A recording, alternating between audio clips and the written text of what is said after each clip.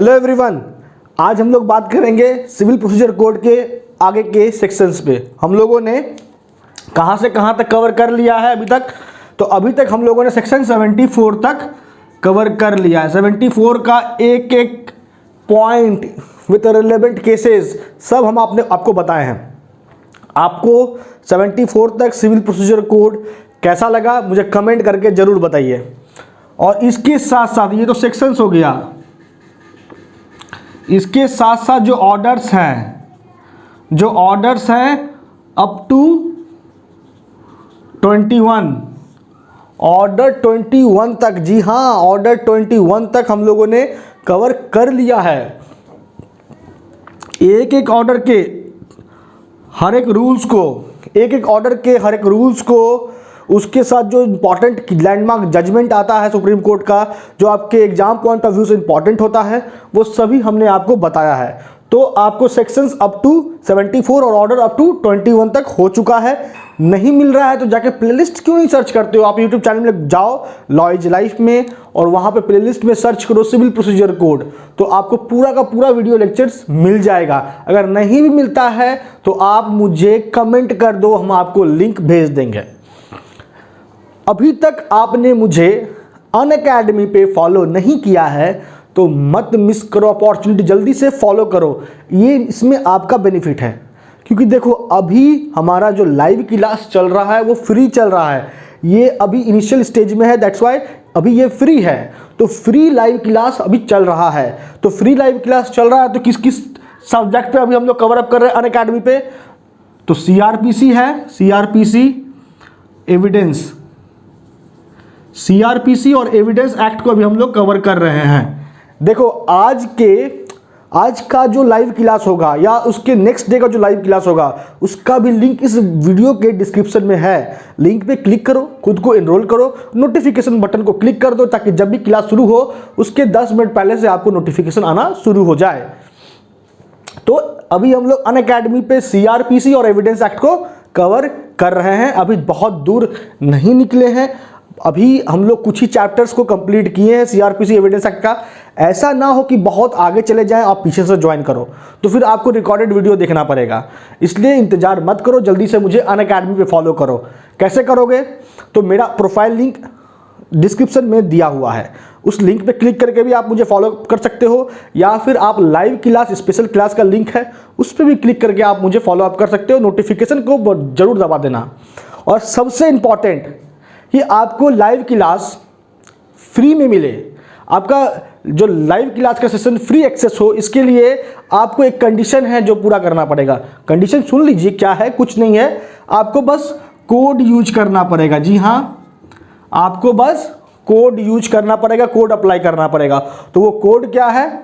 वो कोड होगा law is life. जी हाँ, याद रखिएगा कि कोई स्पेस मत दीजिएगा। लॉ इज लाइफ में कोई भी स्पेस नहीं आना चाहिए। लॉ इज लाइफ को पुट इन कीजिए, अप्लाई कोड, बस उसके बाद आपको लाइव क्लास एक्सेस हो जाएगा। तो याद रखिए यार, मिस मत कीजिए। और कोई भी फिर भी आपको कुछ भी समस्या हो रहा है तो सीधा आप मुझे इंस्टाग्राम पे फॉलो अप कीजिए। इंस्टाग्राम पे डीएम कर दो हमको, इंस्टाग्राम पे डायरेक्ट डीएम करो। मेरे इंस्टाग्राम का भी लिंक आपको मिल जाएगा डिस्क्रिप्शन में। और टेलीग्राम ग्रुप से जुड़ना बहुत ज़रूरी है। क्यों ज़रूरी है ये बता दें, ये भी बता दें आपको, पहले सुन लो, उसके बाद ये सब बहुत इंपॉर्टेंट बातें हैं जो आपको जान लेनी चाहिए। टेलीग्राम ग्रुप से जुड़ोगे तो आपको बहुत सारे इंपॉर्टेंट जो सब्जेक्ट है उसका पीडीएफ आपको मिलेगा, एमसीक्यूज़ का, जो आपके प्रीलिम्स पॉइंट ऑफ व्यू से बहुत इंपॉर्टेंट हो जाएगा। और जो भी अपडेट होता है वो टेलीग्राम पे हम शेयर करते हैं। तो आप मेरे हर एक इवेंट के रिस्पेक्ट में आप अपडेटेड रहोगे कि कब लाइव क्लास होता है, कब नहीं होता है, कहाँ कहाँ किस किस प्लेटफॉर्म पे होता है। जैसे कि देखो, एक तो आपको बता दिए कि लाइव फ्री क्लास चल रहा है अनअकैडमी पे। इसके अलावे यूट्यूब पे भी, जी हाँ, आपके अपने YouTube channel law is life पे, यूट्यूब चैनल पे भी हम लोग डेली संडे को छोड़ के डेली क्लास कर रहे हैं, फ्री लाइव क्लास। और वो है सब्जेक्ट है Indian panel code. Indian panel code है सब्जेक्ट। तो यूट्यूब का क्लास मिस मत करना, यूट्यूब का अनअकैडमी दोनों का मिस मत करना। तो यूट्यूब पे हम लोग कवर कर रहे हैं इंडियन पैनल कोड को, फ्री है। टाइमिंग याद रखो, टाइमिंग है 9 बजे। 9 बजे रात के 9 बजे हम लोग यूट्यूब पे आते हैं इंडियन पैनल कोड के साथ, और सीआरपीसी और एविडेंस एक्ट को लेके हम लोग अनअकैडमी पे आते हैं शाम के 7 बजे। तो अपने प्रिपरेशन को एक हायर लेवल तक लेके चलो, अटेंड करके देखो क्लास कितना मज़ा आता है। चलिए, ये तो हो गया आपका बेसिक बातें जो आपको जानने लेनी थी। अब स्टार्ट करते हैं आज के सेशन को। तो 74 तक हम लोगों ने कवर कर लिया था, है ना। तो आज हम लोग चलेंगे 75 से। तो 75 से 78 तक, जैसा कि आपको हम पहले बताएं कि डील हो रहा है पार्ट थर्ड में, और ये जो पार्ट थर्ड है, पार्ट थर्ड के अंतर्गत जो प्रोसीडिंग्स हम लोग ऑप्ट कर रहे हैं उसको कहते हैं इंसिडेंटल प्रोसीडिंग। क्या कहते हैं? इंसिडेंटल प्रोसीडिंग होता है। और एक है पार्ट 6, एक है पार्ट से कुछ बेसिक जानेंगे। ये सब डायरेक्ट पॉइंट पे आने से पहले कुछ आपको बेसिक जान लेना चाहिए। पार्ट 6 गवर्न करता है 94 एंड 95 दो सेक्शंस को, और ये जो दो सेक्शन है पार्ट 6 में 94 और 95, ये डील करता है सप्लीमेंटल प्रोसीडिंग्स से। किससे डील करता है? सप्लीमेंटल प्रोसीडिंग्स से। तो प्रीलिम्स पॉइंट ऑफ व्यू से अगर आपसे क्वेश्चन पूछा कि कौन सा पार्ट या कौन सा सेक्शंस डील करता है इंसिडेंटल प्रोसीडिंग्स से, और कौन सा पार्ट, कौन सा सेक्शंस डील करता है सप्लीमेंटल प्रोसीडिंग्स से, तो आपको याद रखना है ये जो पार्ट 6 है 94 और 95 ये सप्लीमेंटल प्रोसीडिंग्स से डील करता है, और जो पार्ट 3 है 75 से 78 ये डील करता है इंसिडेंटल प्रोसीडिंग्स से। अब सवाल उठता है कि सप्लीमेंटल प्रोसीडिंग और इंसिडेंटल प्रोसीडिंग्स के बीच में क्या अंतर है, ये क्या है, ये प्रोसीडिंग्स हम किसे कहते हैं? 1 सेकेंड। तो आप लोग एक केस लॉ लिखो जिसमें सुप्रीम कोर्ट बताए कि what is the basic difference between supplemental and incidental proceeding. Anand Prakash versus assistant registrar cooperative society. 1 second, आपको लिख देते हैं, लिख लो, इंपॉर्टेंट है जजमेंट।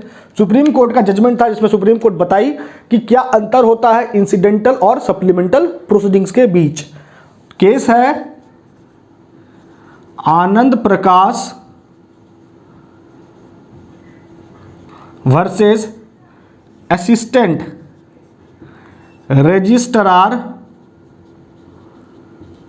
कोऑपरेटिव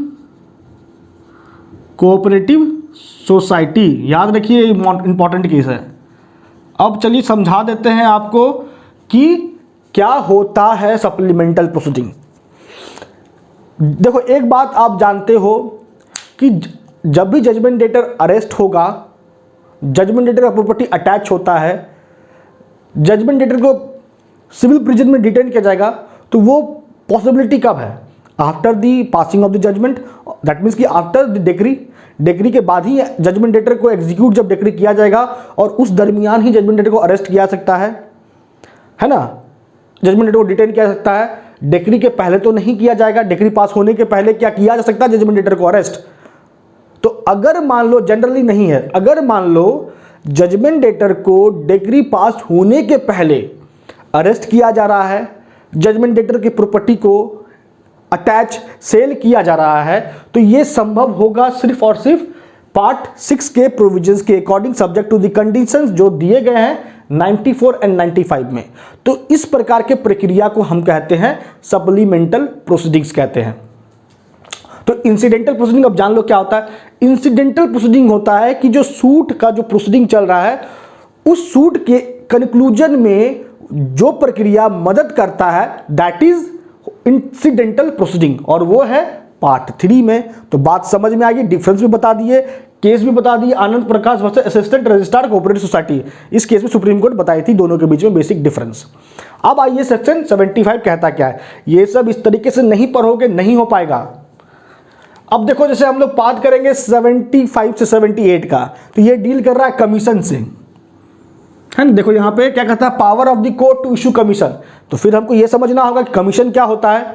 जनरली अगर किसी विटनेस को हमको, मान लो कोर्ट जनरली किसी विटनेस को चाहती है जामीन करना, तो क्या करती है, कोर्ट खुद जाती है उसके पास, उसका पूछताछ करने के लिए, उसको जामीन करने के लिए नहीं ना, उसको बुलाती है कोर्ट में, विटनेस को कोर्ट में बुलाया जाता है।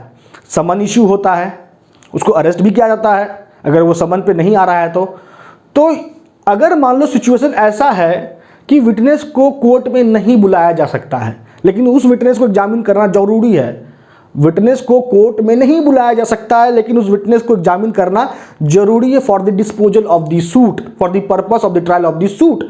तो फिर कोर्ट कैसे एग्जामिन करेगी जिसको कोर्ट में बुलाया नहीं जा सकता ऐसे विटनेसेस को? तो इसके लिए जारी होता है कमीशन। मूलतः ये समझ गया कमीशन क्या होता है। लेकिन कमीशन सिर्फ एक ही पर्पस के लिए इशू नहीं होता है कि विटनेस को एग्जामिन करना है। ये अगर बात करेंगे क्रिमिनल प्रोसीजर कोड में, तो क्रिमिनल प्रोसीजर कोड में भी आप देखोगे तो कमीशन इशू हो रहा है। कहां से हो रहा है बताओ जल्दी से? क्रिमिनल प्रोसीजर कोड में जो कमीशन इशू होता है वो होता है 284 में, for the purpose of examining the witnesses, है ना। तो याद रखिए ये सब चीज लिंक करके पढ़िए तो बहुत मजा आता है। कमीशन जनरली एक ही बात के लिए नहीं इशू होता है सिविल प्रोसीजर कोड में, और किन किन बातों के लिए कमीशन इशू होगा ये हम लोग देखेंगे। 75 बता भी रहा है। तो एक बात समझ में आया, कमीशन किसे कहेंगे मूलतः। अब देखो आगे फिर बढ़े उसके पहले एक चीज और जान लो कि कमीशन जो है इसका प्रोविजन किस ऑर्डर में बताया गया है। इसके लिए पढ़ना पड़ता है ऑर्डर 26। जी हाँ, याद रखिए इसे प्रीलिम्स पॉइंट ऑफ व्यू से बहुत इंपॉर्टेंट है। कमीशन से जुड़ा हुआ प्रोविजन आपको मिलेगा किस ऑर्डर में? ऑर्डर 26 में। याद रखिएगा, भूलिएगा मत।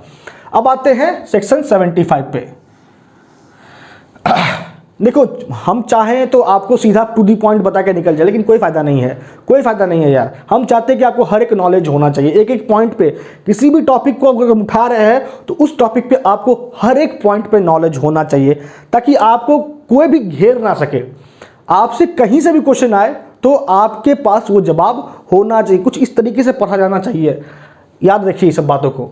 तो 75 कहता है कि पावर है कोर्ट के पास कि वो कमीशन जारी करेगा। तो कमीशन जारी होगा तो किस पर्पस के लिए कमीशन इशू होता है?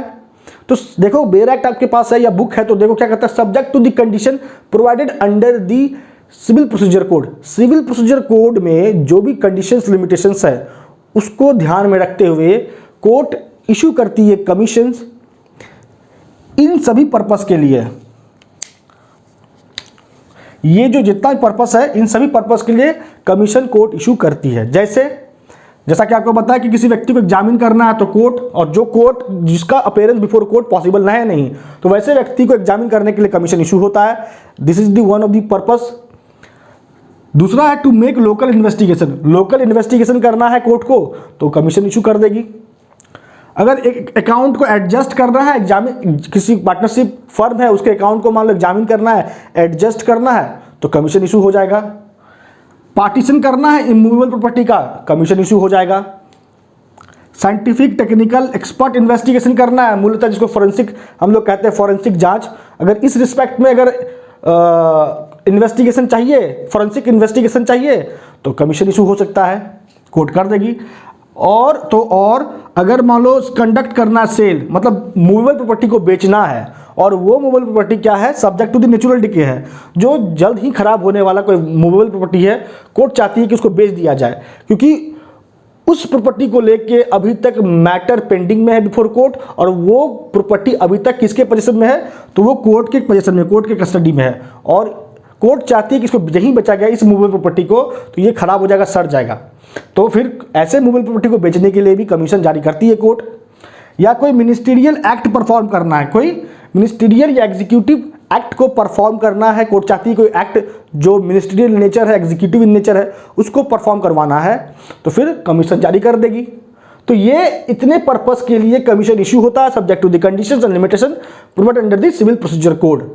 अब आता है कुछ महत्वपूर्ण बात इससे जुड़ा हुआ, जैसे कमीशन इशू होगा तो कैसे इशू होगा? सिर्फ पार्टी के एप्लीकेशन पे ही इशू हो सकता है कि और भी कोई तरीका है कमीशन को इशू करने का, और भी कोई शर्त है? तो देखो यहाँ पे याद रखो, यहाँ बता दी है नोट में, बोर्ड में लिखने के पीछे का उद्देश्य क्या होता है?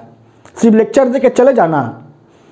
बोर्ड पे लिखने की इतना जो मेहनत हम करते हैं कि बोर्ड में आप लोग को लिख के देते हैं, लेक्चर तो देके हम भी चले जाएंगे, टू दी पॉइंट बता के चले जाएंगे, तो बोर्ड पे लिखने का उद्देश्य कि ये क्या होता है कि आप लोग भी जो बातें लिखी गई होती है बोर्ड पे, जो कुछ भी हम बता रहे होते हैं, अपने नोटबुक में से राइट डाउन करो, नहीं तो बोलोगे सर नोट्स है, नोट्स है। नोट्स किसी का मत लो, किसी का नोट्स मत लो, मेरा भी नोट्स मत लो।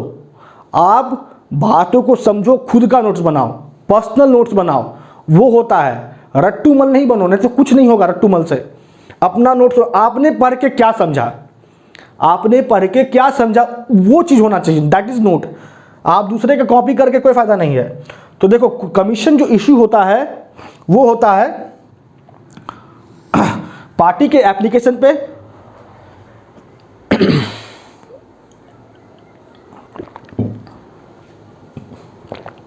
कमीशन जो इशू होता है वो होता है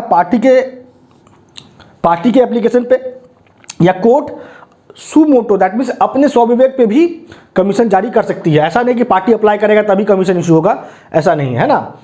अब आता है कुछ इंपॉर्टेंट जजमेंट। देखो यहां क्या कहता है, power of the court to issue commission is discretionary. Commission issue करने के लिए या तो पार्टी का एप्लीकेशन चाहिए या कोर्ट अपने विवेक पे भी कमीशन इशू करेगी। अब यहां कह रहा है जजमेंट था पदम Sen versus state of Uttar Pradesh. कौन सा केस था? पदम Sen versus state of Uttar Pradesh. इस केस में सुप्रीम कोर्ट कहती है कि कोर्ट को कमीशन इशू करना है कि नहीं करना, ये कोर्ट का डिस्क्रिशनरी पावर है, स्वविवेक की शक्ति है। वो चाहे तो मना भी कर देगा, पार्टी अप्लाई किया तो क्या होगी, मना भी कर देगा। लेकिन वो जो मना करेगा उसके लिए उसको इन राइटिंग रीजन रिकॉर्ड करके बताना पड़ेगा पार्टी को कि हमने इस ग्राउंड पे आपके एप्लीकेशन को रिजेक्ट किया, कमीशन को इशू नहीं किया है। केस याद रखिएगा, इंपॉर्टेंट है। दूसरा रिलेवेंट जजमेंट है सुप्रीम कोर्ट का, please write down, Jaiswal coal versus Fatehganj cooperative society. Jaiswal coal versus Fatehganj cooperative society. इस केस में कोर्ट कहती है कि कोर्ट जो है कभी भी अपना इनहेरेंट पावर को इस्तेमाल करके कमीशन इशू नहीं कर सकती है। कोर्ट को भी सिविल प्रोसीजर कोड के अकॉर्डिंग, क्रिमिनल प्रोसीजर कोड के अकॉर्डिंग कोर्ट को अपना इनहेरेंट पावर मिला है। तो आप लोग क्रिमिनल प्रोसीजर कोड में तो जानते ही होंगे कि कोर्ट को, हाई कोर्ट को ही सिर्फ पावर है, हाई कोर्ट को ही इनहेरेंट पावर है under section 482 of the CRP से। लेकिन यहां सिविल प्रोसीजर कोड में, सिविल प्रोसीजर कोड के अकॉर्डिंग किसी भी कोर्ट को, सिर्फ हाई कोर्ट को ही नहीं, किसी भी कोर्ट को इनहेरेंट पावर है। तो किस सेक्शन के अकॉर्डिंग कोर्ट को इनहेरेंट पावर होता है? तो वो है 151 ऑफ दी, लिख देते हैं, सब लिखिए, एक इस तरीके से पढ़िएगा तो बहुत मजा आता है। और एक बात महत्वपूर्ण कि अगर आपको लेक्चर अच्छा लगता है सुपर द ग्रेट मत लिखिए, मजा आया तो बस लिखिए कि सर मजा आया बस। तो क्या है 151 में इनहेरेंट पावर है कोर्ट का। तो कोर्ट जो है अपना इनहेरेंट पावर को इस्तेमाल करके कभी भी कमीशन इशू नहीं कर सकता है, यही कहना था सुप्रीम कोर्ट का। तो ये सब इंपॉर्टेंट बातें था सेक्शन 75 से, अभी खत्म नहीं हुआ, बहुत लंबा चलना है सफर। और आगे चलते हैं लेके आपको और बताते हैं कि और क्या क्या इंपॉर्टेंट बात है जो आपको जान लेना चाहिए। 1 सेकेंड। देखो अगर लेक्चर अच्छा लगता है, बात समझ में आती है, लेक्चर में मजा आ रहा है, लेक्चर में मजा आ रहा है तो कमेंट करो कि सर मजा आ रहा है, जल्दी से कमेंट करो कि सर मजा आ रहा है। और शेयर जरूर करो, शेयर जरूर करो, फेसबुक, व्हाट्सएप, जहां भी आपका ग्रुप है, जिस भी आप सोशल मीडिया से जुड़े हुए हो वहां शेयर जरूर करो, वहां पे शेयर जरूर करें, जरूर से जरूर। अब देखो नेक्स्ट पॉइंट है आप लोगों के लिए, power of the commissioner, power of the commissioner, order 26 rule 16 to 18। यहां से यहां तक जो प्रोविजन है ऑर्डर 26 का, रूल 16 to 18 ये बताता है कि कमिश्नर को क्या क्या पावर होता है। तो क्या क्या पावर होता है? तो देखो पहला, examine witnesses and parties, party और विटनेसेस को एग्जामिन करने का पावर होता है। कोर्ट जिस विटनेस को, जिस पार्टी को एग्जामिन कर सकती है उस पार्टी विटनेसेस को कमिश्नर भी एग्जामिन कर सकता है। दूसरा, call for documents and examine it. जिस डॉक्यूमेंट को कोर्ट अपने समक्ष प्रोड्यूस करने के लिए बोल सकती है, उसको एग्जामिन कर सकती है, तो उस डॉक्यूमेंट को कमिश्नर भी एग्जामिन कर सकता है और उसका प्रोडक्शन के लिए मांग कर सकता है। Inter and search any place,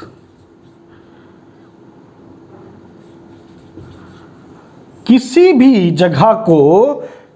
जगह में कमिश्नर घुस सकता है, सर्च कर सकता है।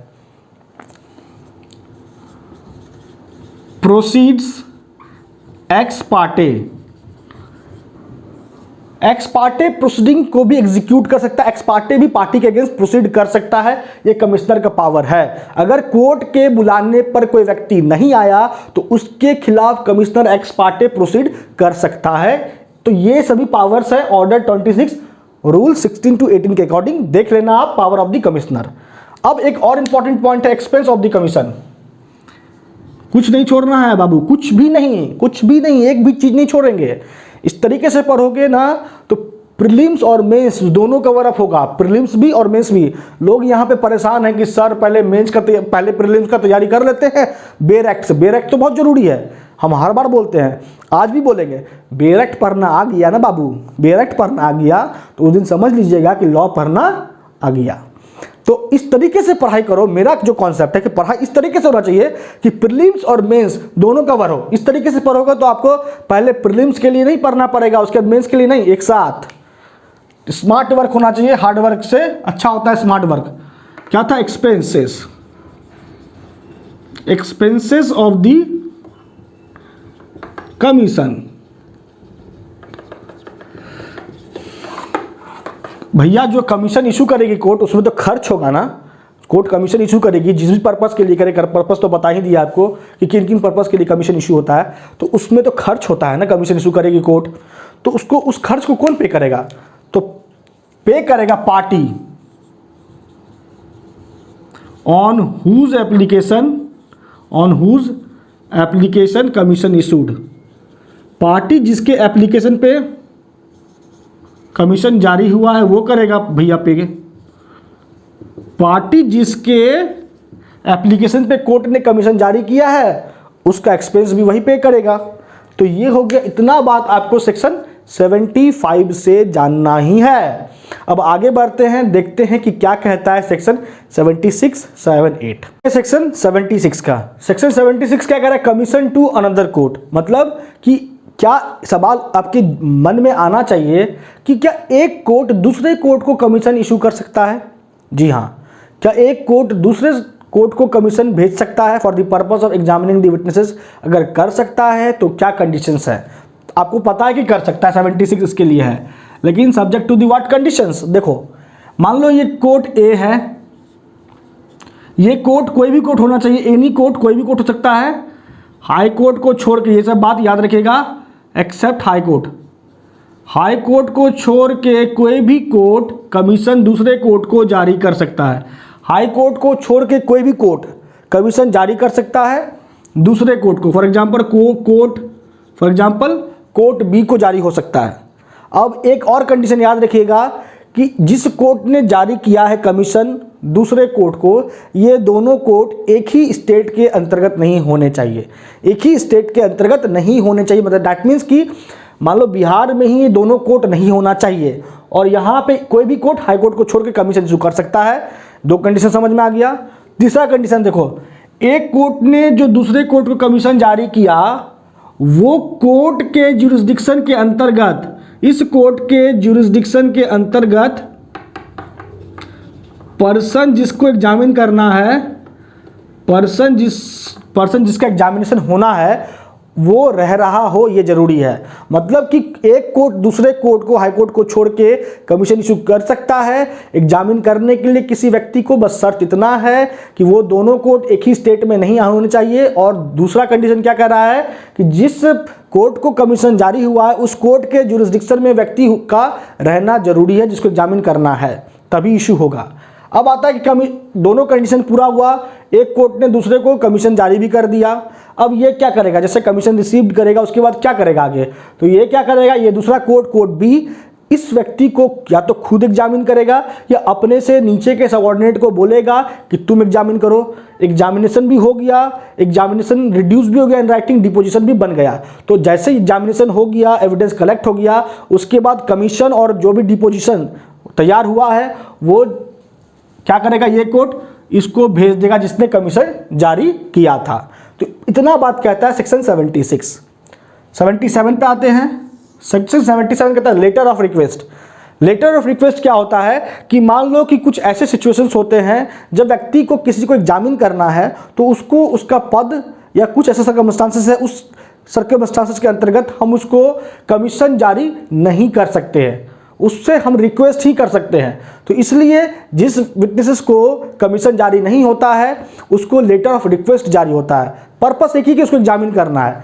तो 77 कहता है कि अगर मान लो विटनेस जो है, विटनेस रिसाइड्स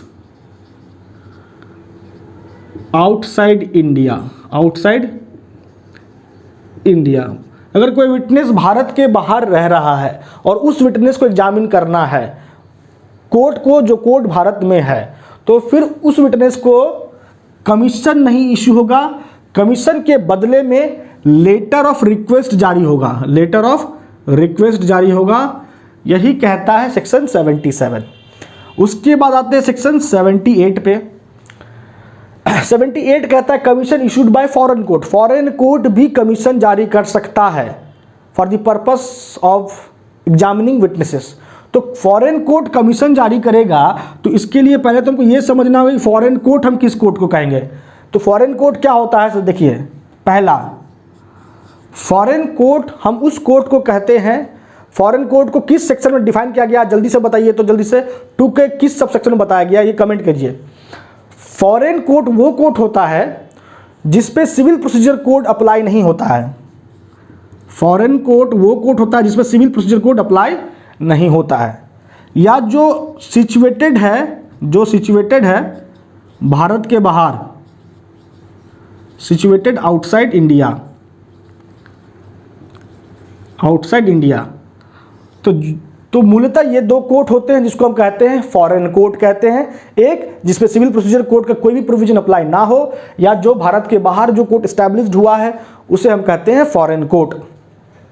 और अगर आप देखोगे तो उस कोर्ट को भी फॉरेन कोर्ट माना जा रहा है जो कोर्ट भारत के बाहर एस्टैब्लिश्ड हुआ है सेंट्रल या स्टेट गवर्नमेंट के द्वारा, तो वो भी फॉरेन कोर्ट के श्रेणी में आ रहा है for the purpose of section 78। तो ऐसे कोर्ट अगर कमीशन इशू करेंगे तो subject to the what conditions, subject to the what provisions, तो वही प्रोविजंस है जो भारतीय कोर्ट इशू करता है जिस कंडीशन सेक्शंस के अकॉर्डिंग। फॉरेन कोर्ट भी उसी कंडीशन सेक्शंस के अकॉर्डिंग उसी पर्पस के लिए कमीशन इशू करेगा जो बताया गया है 75 से 77 तक। तो ऐसे कमीशंस पे ये प्रोविजंस अप्लाई हो जाएगा, बस इतना ही है। 78 तक हो गया आपका, पार्ट 3 भी हो गया, पार्ट 4 भी हो जाएगा, 5 भी, 6 भी, 7 और 8 सब हो जाएगा। कंप्लीट करके ही छोड़ेंगे सिविल प्रोसीजर कोड, टेंशन मत लीजिए। बस एक बात, अगर मज़ा आया, अच्छा, गुड, बेस्ट, बेटर नहीं, मज़ा आया तो please write down in the comment box कि सर मज़ा आया। शेयर करना मत भूलिएगा और बने रहिए हमारे साथ। Civil procedure code, CPC, CrPC, evidence act. CrPC evidence act कहाँ हम लोग कर रहे हैं कवर? अनअकैडमी पे। तो जल्दी से जाइए, कोड अप्लाई कीजिए। कोड क्या है? Law is life. तो चलिए अब आपसे मुलाकात होती है नेक्स्ट वीडियो में। Thank you so much.